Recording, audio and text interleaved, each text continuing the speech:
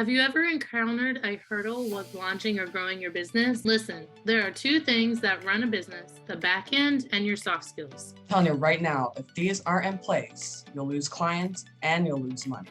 Don't want that? Well, you're in the right place. Hey, I'm Dana. Hey, I'm Sarah. We're your hosts who are going to tell you how it is, give you tips and tricks, and even occasionally bring on a guest that care about supporting you grow your business organically and nurture authentic relationships. Are you ready? Welcome back to Entrepreneur Encounter. Today, we're going to be talking about creating a positive team culture through team building activities and exercises. This can go with the team that you have internally, and this actually can involve the team aspect that you have with your client as well. Creating a positive team culture is important for any team to function effectively. I would like to point out to anyone that is listening and has hopefully been following along since episode 1. When we talk about a team culture or community that we're wanting to build up, gone are the days when we're talking about the brick and mortar, cubicle only team space. That may still be a thing. It is still a thing. We all know that. But now virtual teams is very much growing. And I worked with an agency, a number of people from all over the world on that team. And during like collaboration sessions or whatever the case may be that we were working on together, training, the whole collaborative process, there was always some sort of team building activities. One of them that was actually way more fun than I thought it was going to be was kind of an icebreaker and in a celebration. It was a virtual escape for real. That's interesting. 'Cause my thinking is that when you go to an escape room, you are there physically. I will have to find the company to put in the show notes, but because of course I can't think about it right now. But essentially, almost like I think we got on Zoom, and then we would go into breakout rooms, and then there were slides and things, but you couldn't move forward until you solved the puzzle. And so we split into two, and we were competing against each other, just seeing who could move along in the slides, basically the fastest. There were clues, there were different things to figure out. It was interesting. We were very competitive, but everyone enjoyed it. It actually flowed super smoothly.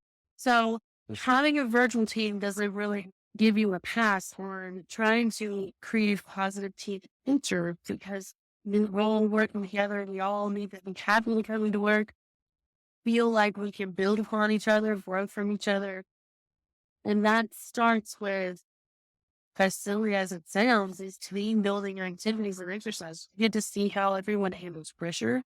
We get to a first-hand glance of how people interact and speak with one another, how comfortable they are talking to the company. All of those things. I would really love to hear from the audience, like focus on communicating the group, but what are some team building activities and exercises that you've done? Add to the list. I remember when I was working in office a couple of years ago, we would have team meetings. You would go into the conference room and then whoever's leading the meeting would just dive right into it. And everybody's just kind of sit around listening to the person that's running the team meeting. But as time went on, there was a few of us that have discussed that there are ways to make the meetings more fun, because who really wants to sit in a team meeting to where you're just talking about just work stuff. So there's different ways that you can incorporate the activities in these meetings. You can talk about feedback, which means that you can talk about a project that everybody's working on and get feedback and support each other. Celebrating win. It doesn't matter. You can just, have a small win small win can be that you just got through the week, a busy week. And that is, you got through it and you're able to get your work done. And that shows, if you're celebrating those wins against everybody, the sense of pride and accomplishment that they were able to achieve everything as a team. I think it's also important to not just celebrate the wins, but really dive deep into, and this may not be something that's involved with everyone on the team, but like struggles.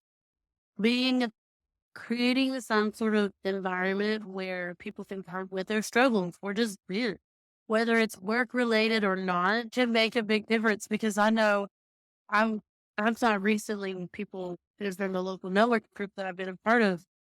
I don't want to tell people I don't want to share my wins with someone who doesn't take the time to help me through my struggles as an entrepreneur. Some days are overwhelming. And I want to burn it all to the ground and start over some chase and right, like I need people that I can vent to about that. To be completely transparent, my bookkeeper, a lot of people who is the courage and I struggled with this, but like she's a great person for me to vent to because she is such a cheerleader. And normally I'm the cheerleader. I feel more comfortable sharing my wins with her because she's taken the time to vent or let me vent to her in some way, shape, or form and not judging me, but then saying, well, and she didn't really offer solutions. It's more like, well, what are you going to do? How do you want to fix this? So then I have the space to problem solve myself, but I get to bounce the ideas off her. And I feel confident in not burning my business to the ground to start over and taking another new step. That's ideal because when you're working with the clients that you're working with, because I keep going back to where you're not working for somebody, you're working with somebody. Especially as a small business owner, as entrepreneurs, most of us come from the background of actually working in corporate and working the 9 to 5 and not getting the support we deserve, essentially. So one of the clients that I have, we have weekly meetings, and sometimes we just talk about things that are going on in our life. And like we vent to each other. We're like, oh, how was your day? We're like, oh, this and that happened. And that, I think that creates a bond between the person that you're working with. And it's not just the client that you have, it's the people on your team. So if you have somebody working with you, like if you have a virtual assistant, an online business manager, a content writer, whoever's on your team, and you have those conversations, I think it creates that bond to be able to foster those relationships and help you expand. And you never know, like, I think that helps you expand to places that you didn't think you could even go, which is amazing to see. So that enhances the collaboration so much more because the environment, the foundation of that allow. It also help reducing conflict when team members have different opinions. So you're open to saying, hey, someone already gave me this much work. I'm not going to be able to meet this expectation. And now, but there's no risk of feeling like, well, you're letting everyone down. You already have a lot on your plate, so someone else could step in, or maybe we shift priorities, shift the deadline, whatever the case may be, depending on what it is. And so then you build trust, which is crucial for any team, no matter virtual, in-person, hybrid, VA and CEO, partnerships, whatever the case may be, building trust is crucial. No matter who you're working with and who's on your team, you're collaborating and working together to a common goal and working together to get to where you need to be, where they need to be, because you're helping your client, you're helping your team foster these relationships. The activities, the exercises help if you're working together long term, or if you want to develop a deeper relationship and understanding of the people that you work with. I think it would be interesting to know towards, like, I haven't done the research on this, but now I'm curious of how doing these team building activities, these icebreakers, these collaborative sessions will there translate into better customer service or building, strengthening the relationships with the clients, because everyone feels like they have input, they have value. It's almost individual leaders coming together. But by investing the time to connect with your team on various levels and various ways we mentioned before, allows you to connect with your clients in the same way. You're able to connect with them in different levels You'll understand them better and how they communicate. You'll know which team member is the best fit. And it helps again with that improvement of communication, collaboration, and fostering positive working relationships. An example of that comes to mind is I networked with a woman a few days ago at the time of this recording, and she was really amazing to talk to. She has a lot of projects. She launched her business at the same time that I did in 2020. Has surprisingly grown exponentially, but she's struggling to get things like organized where she's looking for like a CRM system that is aligned with her and how she operates. But the type of work that she needed or the price point that she had, I couldn't meet it because I do have my packages have been designed to align with me and what I need to like thrive myself personally. But I have a strong working relationship with my virtual assistant. And I'm warning them that all my virtual assistants are pretty good contract work or whatever outside of Dana's desk. They're they're good to go. And so one of them I know would meet her first point individually. So I checked in with her first. I didn't just like throw her out there and say, I know we're going to take this. But checked in with her first and said, hey, I know you've mentioned wanting to sign more work. And this is, I'd already mentioned to her, I was like, number 3, want to it anyway. Because like, if she's wanting this price point, are you comfortable with that? Are you good with it? Whatever. If you are, I'll go to make an introduction. And it took her a little time. She did think that. And she said, ultimately, she said yes. So I was able to help this relationship even more. She's not going to be a client of mine. But I helped my virtual assistant meet her goals for the month. And I'm helping this person meet their goals.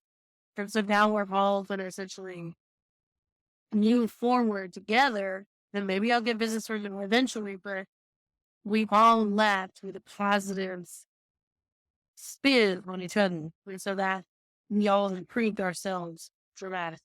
That's really important because when you're part of whatever type of team you're a part of, it could be a networking team or like a networking group that you're a part of, or even the people that are already on your team, and then you can be a resource.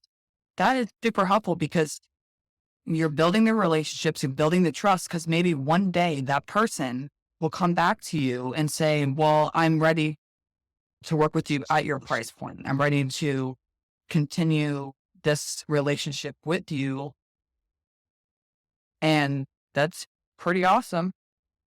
I think it's crazy when like how interesting ideas get sparked when you create an environment like this to improve our workers.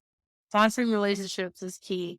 I was just recently said in another group that I'm there is relationships over revenue. I think is something along those lines. And that is so true. If you take the time and research to improve your relationships with your clients and your team, the revenue will 100% show up. It will be there for as long as you probably need it. You might have to pivot to new places because that communication and collaboration has been set in place and set of a strong foundation. The revenue will come no matter what, essentially. Comes your way. And so I just think it's so important to talk to those you work with to help to continuously improve communication. Like, even with us on this podcast, I admitted that like I have to. I felt like I've been slacking the last 2 weeks in my communication, but I'm still trying to like make sure things get posted and everything like that, so the work gets done and you can still trust that. So I don't want to do it, so I'm going to do it. And something is so cool about things because we're moms and husbands and children and everything else that goes on in life behind an entrepreneur's desk. And it's very interesting and comforting, I think, to know that the communication is still there regardless. If it's just a quick Facebook Messenger or a text message, whatever we use, and that we know things are moving forward in the ways that we dream for us to be. With our combined years of experience, we want you to encounter the best of your entrepreneurship journey, encourage personal self education, and have weekly inspiration to elevate your business. For more information on where to find us, check out the show notes. If you have something to share or want to be a guest, DM or email us. And we can't thank you enough for being here with us. Until next time.